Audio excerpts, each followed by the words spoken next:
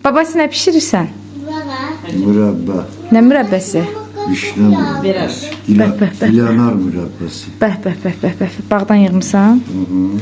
Başqa nə bişirəsən? Bunu mürəbbə bişirək, sonra kompot bişirərik. Tütü kompot çox sevir axı. Yüz, tutu red kompot xoşlayır, hə ömrüm? Red kompot. Sən red kompot xoşlayırsan? Bişirərik həyatım üçün red kompot. Heç də olmaz. İndi nə edirik? Bir 3 kilo peso, 4 kilo peso, her kiloya 1 kilo. 4 kilo da vişnedir. Ona mat düzəldirik, sonra matdan sonra onu tökərik. Aha. Deməli 4 kilo pesoka. Haycan. 2 stəkan da su çox dökmürük çünki vişnenin suyu çox çıxır. Aha. Deməli mət üçün 4 kiloqram şəkər tozuna 3 stakan su əlavə etdik və onu yaxşıca qaynadırıq. Daha sonra isə içərisinə vişnelərimizi əlavə edəcəyik. Deməli şəkər tozumuzu yaxşıca əridirik. Qarışdıra qoymuruq ki, dibi yansın. Qarışdıra əridirik axıra qədər. Əriyib şəkər tozumuz, indi gözləyirik qaynasın. Şəkər tozumuz tam əridi, qəşəngcə 2-3 dəqiqə qaynadı. Daha sonra isə üzərlərinə vişnelərimizi əlavə edib təxminən 40-45 dəqiqə qaynadırıq. 40-45 dəqiqə pişdikdən sonra artıq mürəbbəmiz hazır olacaq. Gördüyünüz kimi mürəbbəmiz yaxşı qaynayır. Üzərində kəflər yaranıb, o kəfləri qaşıq köməyi ilə yığırıq. Artıq qalan kəfləri isə videonun sonunda mürəbbəmiz pişdikdən sonra qazanı yaxşı yelləyəcək və 2 salfetka köməkliyi ilə təmizləyəcək.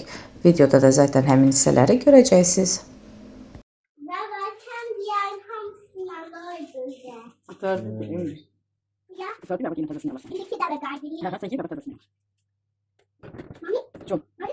Gördüyünüz kimi mürəbbəmiz artıq hazırdır. Qazanı yaxşıca bir yellədik. Daha sonra isə üzərinə 2 ədəd salfetka yerləşdirdik və yavaş bastıraraq üzərindəki qalan bütün kəfləri yığmış olduq.